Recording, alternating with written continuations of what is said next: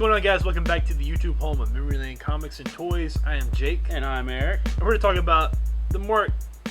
What mark is this? It's just bones. We're talking about bones. Saw it for the first time this morning, and I don't really know how to wrap my head around it. Eric, what's your first impression of this ridiculously crazy figure? First impression, Doc Ock meets Iron Man in this weird stand kind of craziness. Yeah. When they display the photos online, they did a great job of photoshopping out these thick, black, wiry holders.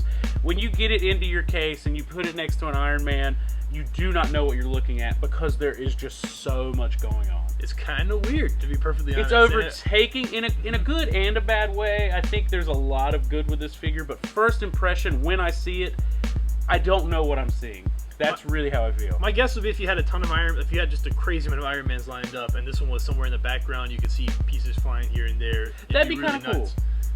But on its own, it's like, it doesn't really look like a figure. It looks like one of those model statues that hasn't been quite put together. Yeah, it's like, where do I glue in this to make this arm look better over here? But that being said, it is from Iron Man 3. They did the House Party Protocol. He was in the movie. I remember seeing him. So if you have the House Party Protocol, if you're building that massive wall in your house, this guy's a can't miss. But for me, I'm still not that blown away.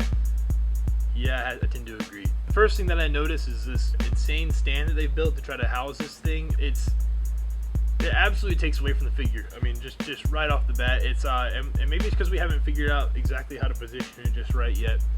But it's huge clips on every single piece instead of like something that pops into the back or something, and you just notice it. I looked online. Like, I agree with you. Maybe we're not posing it right, because I messed with this thing for 30 minutes, and I searched online. How are other people posing this? How did Hot Toys pose it?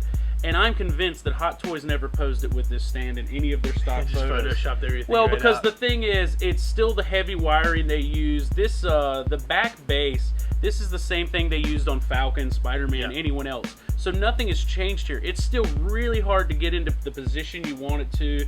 Yeah, you can mess with it, but by the time you get him fully extended, this thing is like 20 inches tall. If I had this straight up, it is just this massive pole that goes straight up with these other poles coming out of it. And the other poles provide a whole lot of weight again, so it's really kind of difficult to get him to position right. Because he'll just lean forward. He'll start to lean forward, and then as soon as you get this thing delicately put into place, the arm rolls over. Yeah, we have a lot of problem with that, and that goes into, it's not only the wiring, the clips they made on them, they didn't put any spring-loaded mechanism in them. So there's nothing that keeps the tension on once you get it into the point. Yeah. We actually had a customer make a point, if I bump into my case, this thing's gonna fall apart. And I tend to agree.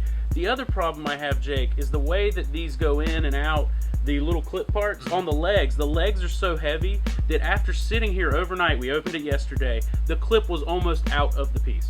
It's just so loosely and precariously placed into these things. Like this piece, because they want to make it where you put the fire on the end, just comes out so quickly, but it rotates kind of after you get him in position. See, instantly not tight, and all he did was take it out for a second. And you really just have to lean it back almost, and there's just no good way to do that. Well, I know a lot of Hot Toys collectors like me. You have the IKEA curio cabinet. Well, what am I going to do with this? The stand is a big problem, but for me, let's talk about the details of this figure. And I don't mean the figure itself. I mean, in this position, if I was to display it like this, blowing apart, what is your impression of the details of the figure? The fire is maybe the most toyish looking thing that I've ever seen Hot Toys do. Because usually you look at these things and you're like, oh my god, there's a tiny little, Chris Hemsworth standing in the case. How cool! It's crazy. And this one, like, the fire absolutely looks like something that Kenner, Hasbro, Star Wars figure would have. It's flat. Without a doubt. I think if someone had some customizing skills, they could make it look really, really cool. And given the right person, this thing would be amazing. And I think if you had other Iron Mans to kind of hide these, position here to kind of hide these wires, you can do some really, really cool stuff with it. But that fire just looks as is, just kind of cheap. It's too sharp. The fire comes to a point that has just this sharpness to it where if you've ever looked at rockets or any kind of flames, they're really sloppy and everywhere. They could have literally just had little pieces coming off and it would have looked real. It's so yellow. And there's differences in the fire, but maybe if they were like different lengths instead of just different widths. Yeah, it exactly. would kind of help that out a little bit. You can see a little bit more play in there. I could definitely see that helping out. I think one reason they may have made the flames like this is because they wanted it to be really easy to put in and out, pop on and off, because you're going to do that a lot with this figure the more you pose it. And I do like that part about the flames. Yeah. Every flame that, like, the flames that go on the arm have a different size opening than the flames that go on the hips or the flames that go on the feet. So there's no mistaking what flame goes where. Once you get the flame on, they're on tight. They can move in position so that if you have the arm flying this way, the flame can come out at a different angle. So yeah, the flames look flat, but the functionality of the flames and the way you put them together, perfect. I mean, and that goes a long way. I have problems with the stand, but my least favorite part aesthetically would be these the upper thighs right here. It just looks like it's weird. It's just so strange looking. I mean, it's Lieutenant Dan. I mean, it is straight weird. Lieutenant Dan with flames coming out. If Forrest Gump took place in the future, this is how Lieutenant Dan would get around. Sure, I don't see why not. Hips and flames aside, the flames come out really easily. Not only that, everything pops into place easily. The legs snap right in. There's little magnets, which I know you've seen our Captain America video. I'm huge on magnets.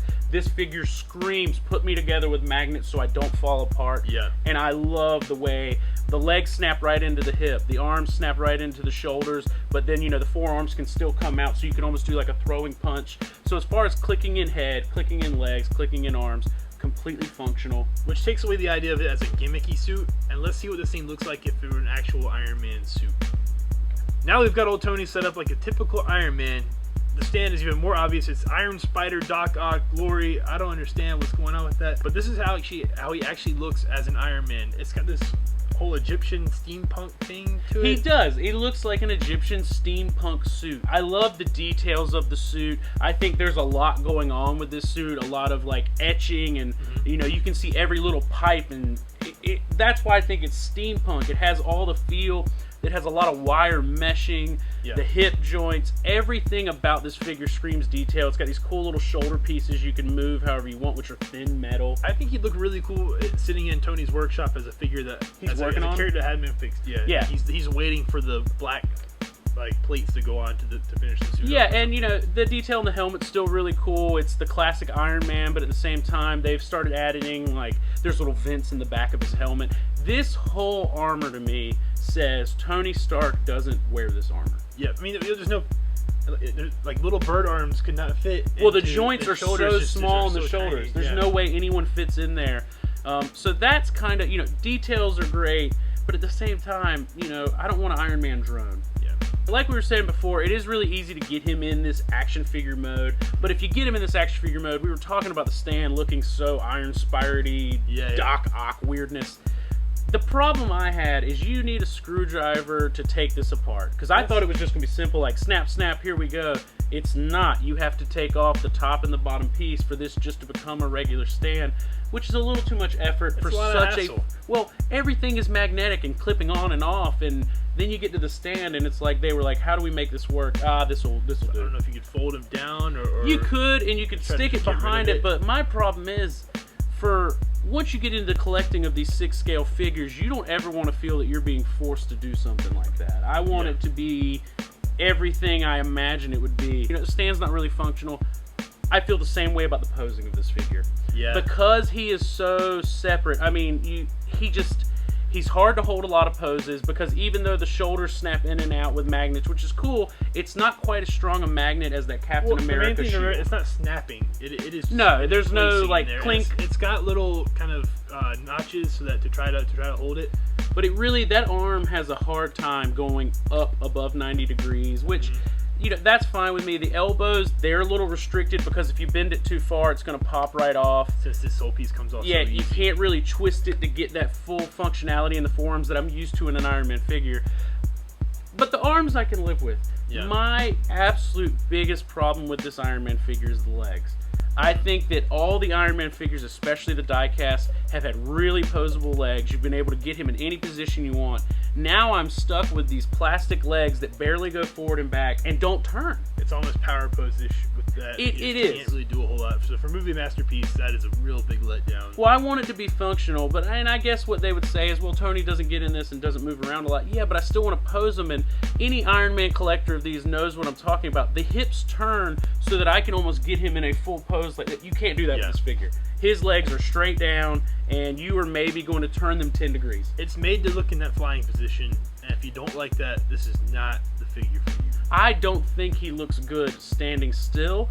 And to be honest, after doing this review, I don't think he looks good blowing apart. I've tried so many different poses with him. I've tried to just wrap my head around this figure because I thought the concept of the bones was going to be the best figure they ever did. But the more and more we mess with this, I feel like Hot Toys took 10 steps back from where they've come. All that being said about the figure and all my problems with it, Hot Toys is doing a few things to move into the future, and it's still with these heavy-duty magnets. Now the head comes on and off. I know people have struggled and broken so many neck joints. It poses so well.